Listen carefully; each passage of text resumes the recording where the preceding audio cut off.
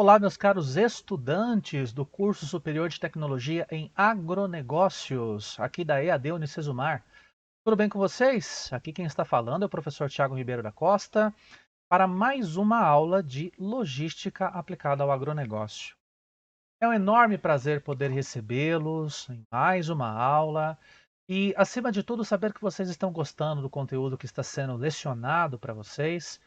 E também, pelo fato de vocês estarem participando constantemente das nossas aulas, seja por meio das aulas ao vivo, a interação que vocês têm conosco pelo YouTube tem sido uma interação muito positiva, com muitas dúvidas, muitos questionamentos, muitas curiosidades, e também considerando o feedback que nós temos tido ao longo das nossas aulas, tem sido muito positivo, grande parte dos comentários elogiando e outros comentários, inclusive, sugerindo temas novos, sugerindo novas abordagens. Então, nós ficamos muito contentes pela proatividade que vocês têm em estar conosco, atuando tão positivamente frente a essa disciplina que é fundamental na formação de qualquer gestor de agronegócios, hein? E vocês como estão? Espero que estejam todos muito bem. Espero que todos estejam fazendo as nossas atividades de estudo. Lembrando que tais atividades elas são pautadas no conteúdo do nosso livro de logística aplicada ao agronegócio e também são pautadas ora nas nossas aulas conceituais, ora na aula estudo de caso e também aqui na nossa aula ao vivo. Lembrando que esse primeiro trecho da aula, os primeiros 30 minutos, são gravados para a gente poder apresentar a vocês a temática que será discutida na aula de hoje e os demais 30 minutos que podem se estender por 40 minutos, 45 minutos, à vontade de vocês, é a parte ao vivo. E nessa parte ao vivo, nesta quarta-feira, nós teremos a presença mais do que especial da professora Simone Correia Molina Favarão. Ela é uma grande amiga, trabalhou conosco na Universidade Estadual de Maringá, como bolsista de projetos de extensão, e ela vai conversar conosco sobre perdas na colheita. Então, para que a gente possa introduzir a nossa temática sobre perdas na colheita, nada melhor do que falarmos a respeito de uma das temáticas mais interessantes dentro deste contexto das perdas na colheita, que é a avaliação sobre a armazenagem no agronegócio. Um dos segmentos mais importantes, interessantes e podemos dizer um dos segmentos de maior carência no agronegócio brasileiro. Nós evidenciamos que uma das maiores problemáticas da logística brasileira aplicada ao agronegócio tem relação com os modais e com a nossa infraestrutura. Nós já discutimos isso em aulas anteriores, mas sempre é bom lembrar. A nossa infraestrutura de suporte aos modais é uma infraestrutura ainda deficitária e que não atende às necessidades brasileiras. Isso é ponto, né? Isso é fato, melhor dizendo. Nós compreendemos que as nossas rodovias ainda possuem uma grande problemática na sua conservação. A grande parte dessas rodovias são mal conservadas, algumas estradas rurais sequer têm conservação, e as rodovias melhor conservadas são pedagiadas, com pedágios infelizmente muito caros, exorbitantes, que encarecem o nosso frete de transportes. Se nós pensarmos nas nossas ferrovias, logicamente que elas são competitivas, porém, aquelas que são mais modernas, aquelas que possuem as bitolas de 1,20 m, as mais antigas, que não se conectam à malha ferroviária atual, possuem uma bitola de 90 centímetros. Essa falta de conexão entre bitolas antigas e bitolas novas fazem com que, ou melhor, faz com que nós tenhamos perda de competitividade também no transporte ferroviário. O transporte aeroviário, ele é indicado para algumas situações mais específicas de produtos de maior valor agregado, e nós não temos tanta capilaridade assim com relação ao transporte aeroviário. A maioria dos nossos terminais internacionais, eles se concentram muito mais na região centro-sul. No norte nós temos apenas 3 ou 4 terminais internacionais que tenham capacidade para grandes aviões cargueiros. E na maioria dos casos nós lidamos com pequenos aeródromos. Servem, logicamente, para os transportes das cargas, levando-se em consideração cargas menores e aviões menores, mas mesmo assim isso acaba não atendendo necessariamente a todas as demandas logísticas. E se nós pensarmos no modal marítimo ou de cabotagem, ainda há uma grande deficiência, principalmente no modal de cabotagem, que é o transporte de cargas e pessoas entre os portos de um mesmo país. E, por fim, o transporte dutoviário, que é pouquíssimo explorado aqui no Brasil, menos de 1% da nossa malha de transportes, e ele tem sido mais utilizado mesmo para o transporte de gás natural e de alguns combustíveis líquidos, mas de uma maneira muito restrita e muito mais presente às zonas litorâneas. Nós não temos, por exemplo, grandes projetos de dutovias no interior do Brasil, e isso acaba prejudicando o escoamento de alguns produtos do próprio agronegócio. A exemplo do biodiesel, a exemplo do etanol, ou até mesmo do próprio gás natural, que é produzido pelos processos de biodigestão. Então nós temos grandes problemáticas nos modais, em termos de infraestrutura, e também temos uma grande problemática em termos de perdas de colheita, não naquilo que condiz tão somente aos modais, mas também nas questões ligadas à armazenagem. Então, para que nós possamos conversar de uma maneira mais aplicada sobre armazenagem, eu trouxe para vocês aqui o nosso material sobre armazenamento e para que nós possamos entender as suas principais nuances antes do nosso debate junto com a professora Simone. Então vamos apresentar alguns dados para vocês. São dados mais rápidos, né? A primeira situação. Um dos pontos importantes da atuação de um gestor de agronegócios é obter melhores resultados financeiros em relação aos custos de produção. Isso sem dúvida. Faz parte da nossa ação gestora nos grandes sistemas produtivos. E além disso, nós devemos considerar que a produção no agronegócio é estritamente sazonal e o nosso modelo de negócios que vem da Revolução Verde é um modelo que prioriza essencialmente a produção de grãos, a produção de cereais. Essa questão da Revolução Verde nós já discutimos lá na disciplina de novas tecnologias aplicadas ao agronegócio, só que sempre vale a pena recordar. Norman Ernest Borlaug, engenheiro agrônomo de Ohio, nos Estados Unidos, ele propiciou todo o arcabouço técnico e teórico para a criação da Revolução Verde, que basicamente estava pautado em crédito, em extensão rural, e também na mecanização e no melhoramento genético. No que condiz ao melhoramento genético, nós trocamos a nossa pauta de produção. Deixamos de lado a produção das culturas que não tinham condições de ser armazenadas, que é o que nós chamamos de sementes recalcitrantes, ou até mesmo frutos recalcitrantes, que não toleram ressecamento, portanto não toleram muito tempo de armazenagem, e nós trocamos essa pauta por cereais.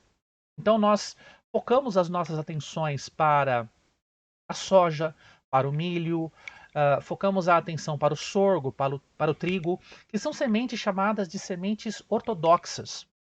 Sementes as quais elas podem iniciar o seu processo de formação com uma umidade por volta de 80 a 75%, e ao longo da maturidade da planta, ela sai do processo de fecundação, forma o embrião e forma a semente. Ao longo deste processo, a semente vai perdendo água e vai acumulando matéria seca, reservas, para que ela forme adequadamente o seu endosperma, que é justamente onde nós temos, por exemplo, o amido, que nós aproveitamos tanto na produção de trigo, na produção de milho, ou até mesmo nós podemos ter outras reservas em outros formatos, na forma de lipídios, como seria o caso da soja, mas são reservas acumuladas duramente ao longo do processo de maturidade fisiológica da semente. Então, quando a semente chega na maturidade fisiológica, ela está por volta de 40 a 35% de umidade, só que ela ainda precisa secar um pouco mais para chegarmos naquilo que nós chamamos de maturidade de colheita. E na maioria dos cereais fica no entorno de 22% até 16, 15% de umidade. Bom, na hora em que nós colhemos, essas sementes elas vão para as unidades beneficiadoras, por meio de transbordos, caminhões, etc.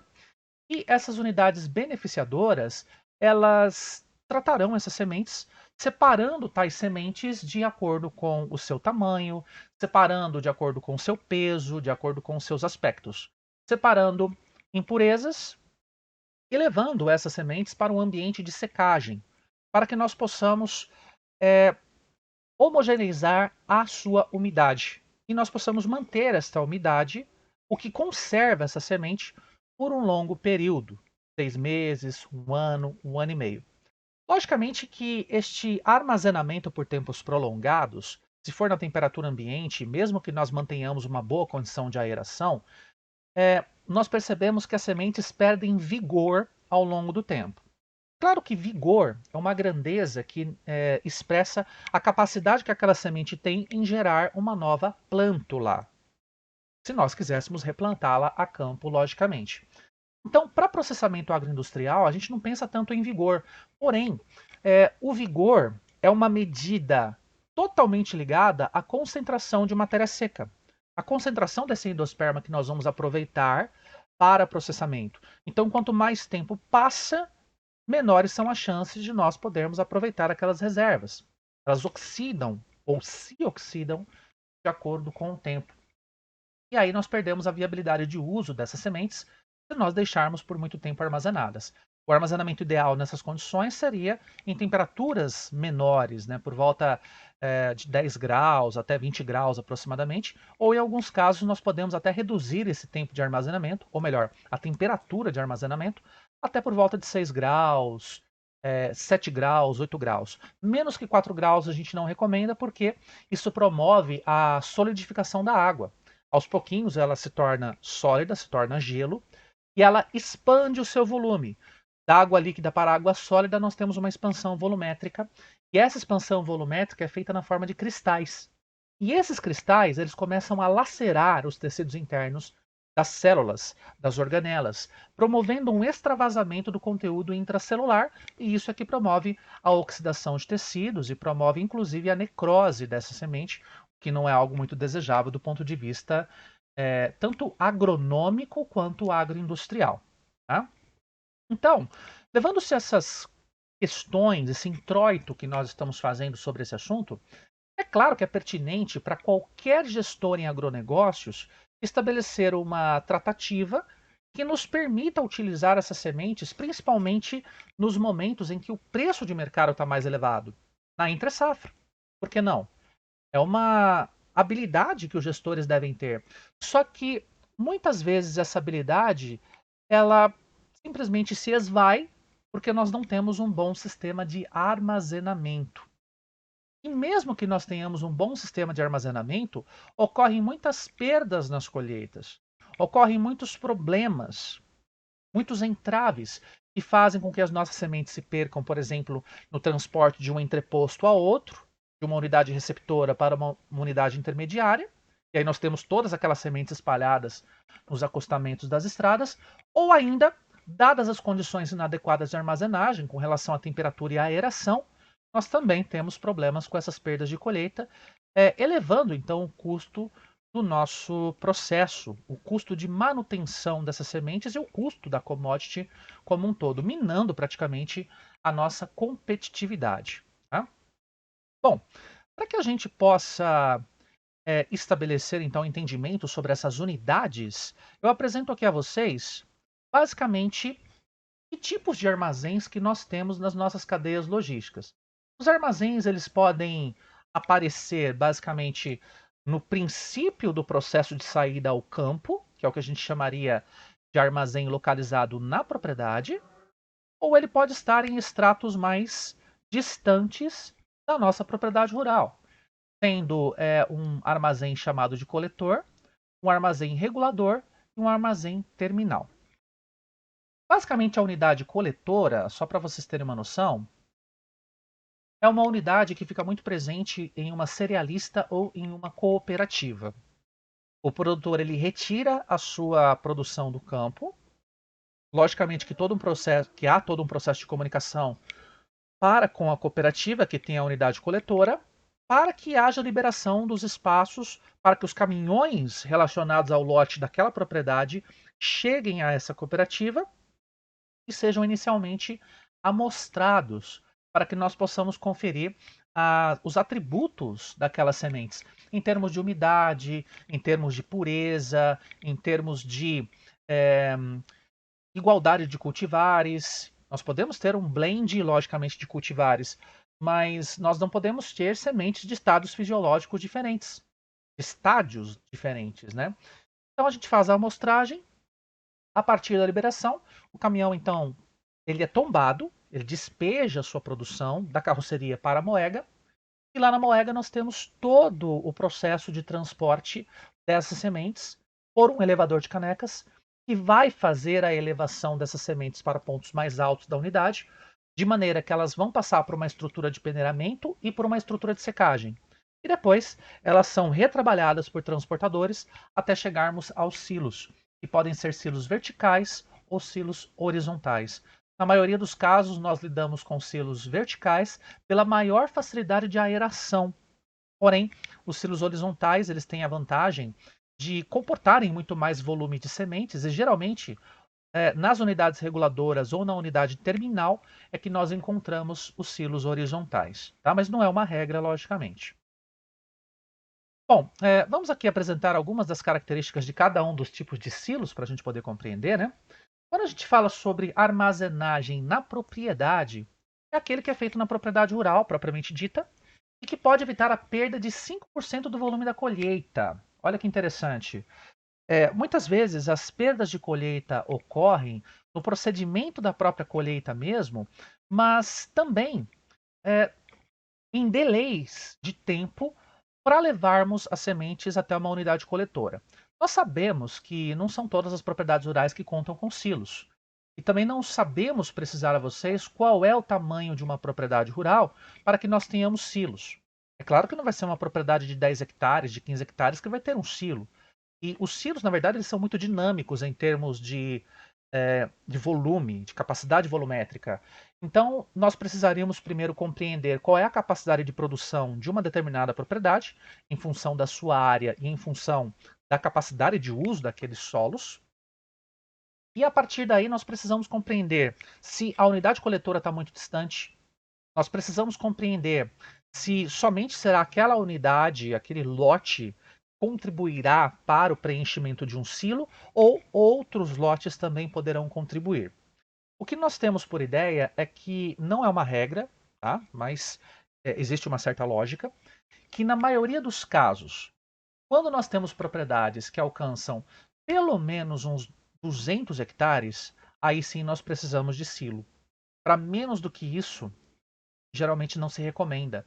E aí, claro, nós pulamos essa etapa do silo propriedade e passamos para o silo coletor, já estando este silo dentro de uma unidade coletora, que seria uma cerealista ou até mesmo uma cooperativa, né?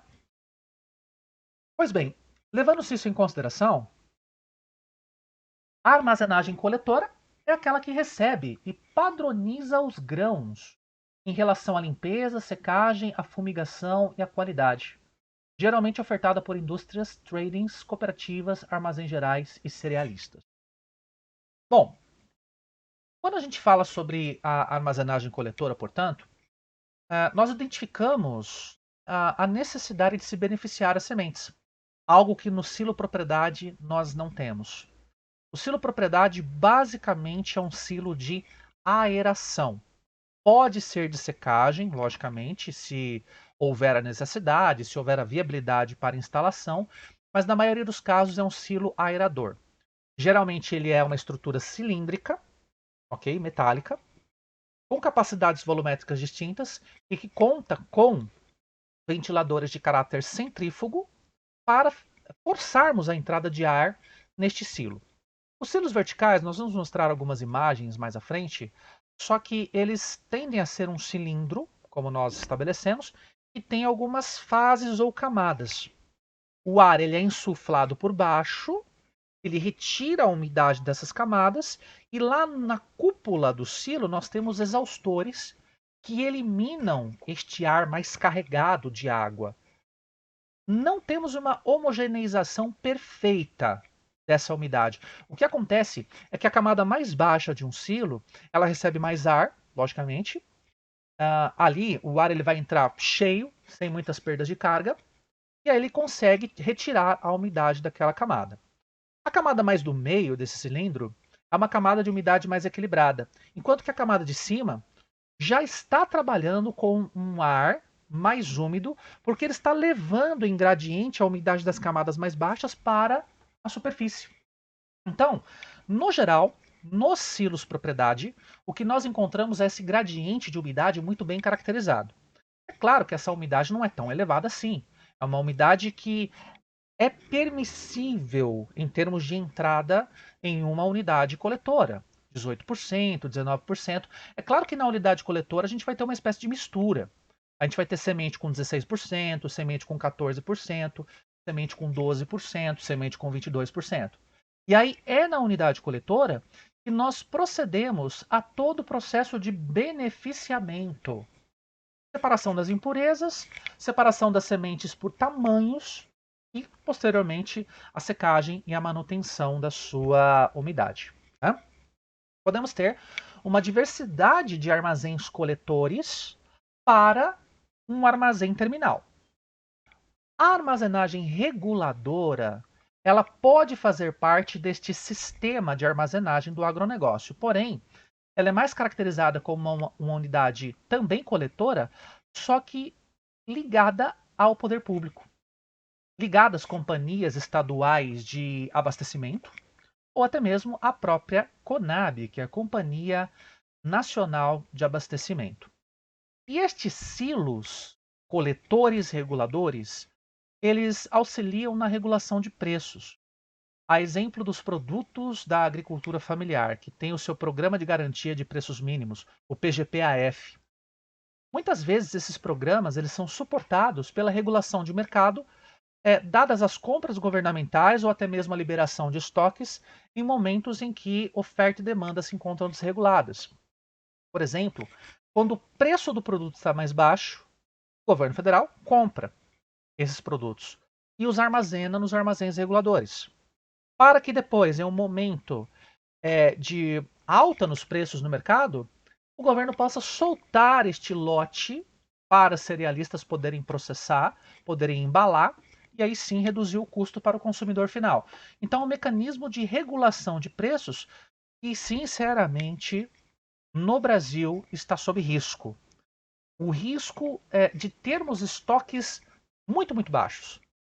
Os nossos estoques de arroz estão muito baixos, os nossos estoques de feijão estão muito baixos, de soja, de milho principalmente, e nós teremos uma tendência inflacionária, uma vez que os silos reguladores eles estão praticamente vazios.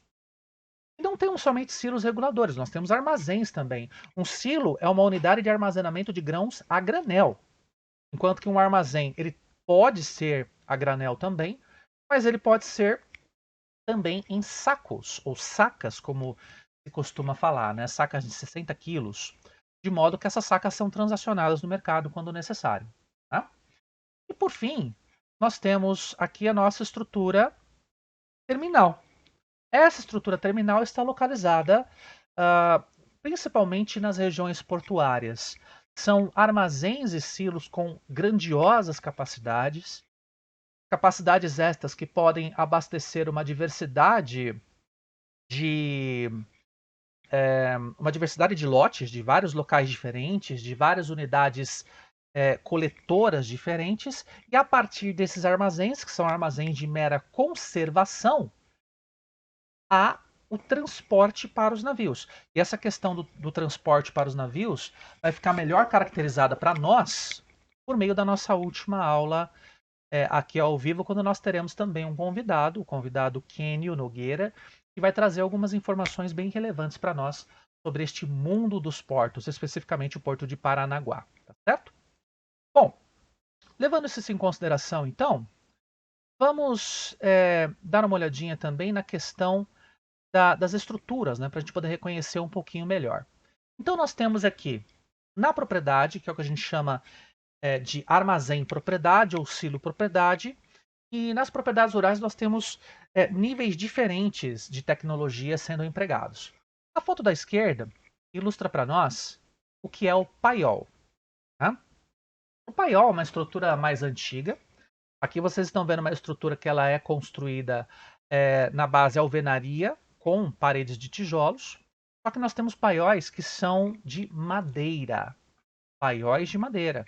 E a função dos paióis basicamente era armazenar as produções a granel, grãos ou até mesmo espigas, possibilitando a sua aeração e reduzindo o contato dessas produções, principalmente com relação a algumas pragas do pós-colheita, alguns carunchos, outros insetos, até mesmo ratos.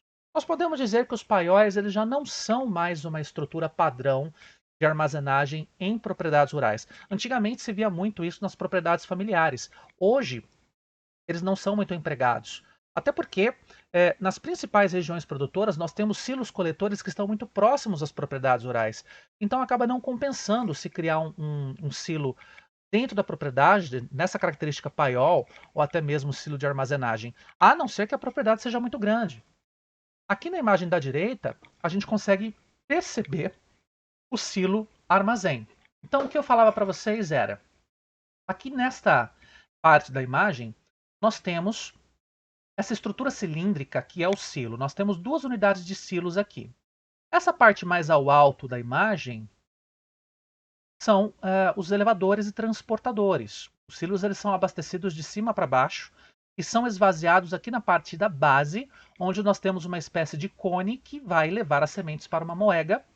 E esta moega possui um transportador, que pode ser um elevador de canecas, que pode ser uma rosca sem fim, uma esteira, que vai levar toda essa semente, ou todas essas sementes, para a unidade de transbordo, onde o caminhão estará estacionado e receberá sobre a sua carroceria as sementes para serem transportadas para uma unidade coletora. Já ainda na propriedade rural, nós temos outras variantes dos silos, né? Nós temos aqui o silo secador.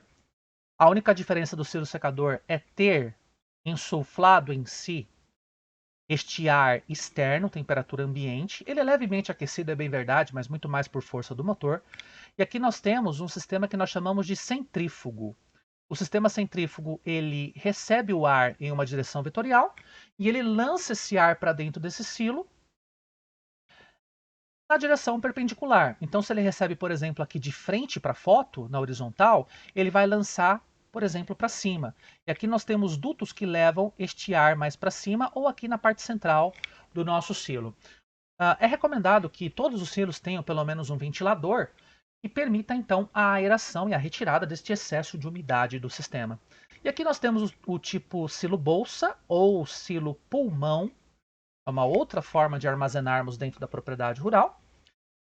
E neste silo bolsa ou silo pulmão, nós temos estruturas de lona, é uma lona mais reforçada, geralmente uma lona branca, para que nós possamos afugentar principalmente as pragas, tanto de colheita quanto de pós-colheita, ou de safra e de pós-colheita.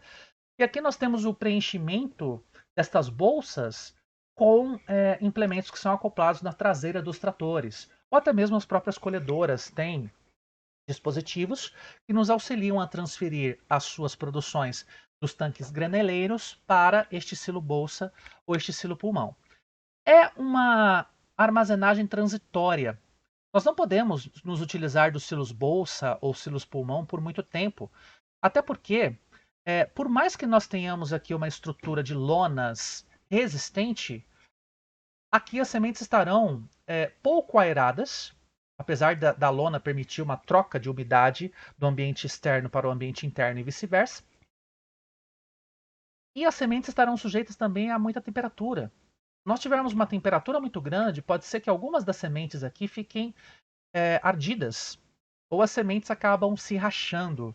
Então é um sistema temporário que tem tido suas virtudes, principalmente em regiões onde nós temos problemas com armazenagem, e tem sido muito virtuoso também para situações nas quais as unidades coletoras já estão plenamente abastecidas de soja ou de milho, o que não é o caso recentemente, porque o preço da soja está bem elevado, então os armazéns eles tendem a estar mais vazios, né? Então é mais para uma situação transitória mesmo que nós nos reportamos ao uso dos silos bolsa. Tá?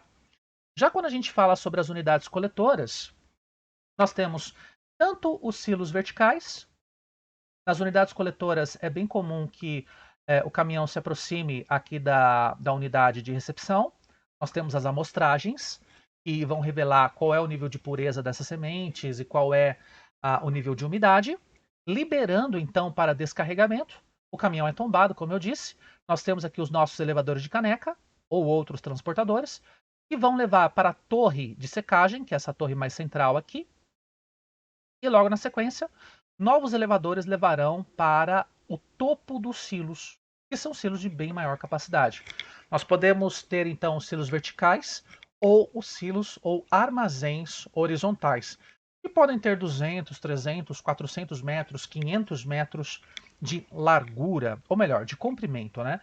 E a largura acaba sendo variável de acordo com a capacidade que se pretende armazenar. Cada planta industrial tem a sua capacidade específica, que tem a ver também com todos os princípios logísticos, né? A gente vai dimensionar então o silo de acordo com os ciclos de carga e descarga, com os indicadores logísticos de tempo de transporte, com a questão da própria sazonalidade, com a questão das limpezas dos dispositivos e do próprio armazém. Então, essa questão do dimensionamento acaba sendo muito variável de acordo com cada planta industrial. E por fim, mas não menos importante, nós temos uma outra modalidade de armazém e unidade coletora, que é o que a gente chama de silo cúpula. Este silo cúpula não deixa de ser um silo cilíndrico também, vertical. No entanto, há uma preponderância dessa zona, que é uma zona cônica, do telhado sobre a zona horizontal, que é uma zona cilíndrica. Então ele tende a ser um cilindro mais achatado com esta cúpula mais preponderante. E claro, aqui o diâmetro desse tipo de silo acaba sendo bem maior que o diâmetro dos silos verticais convencionais.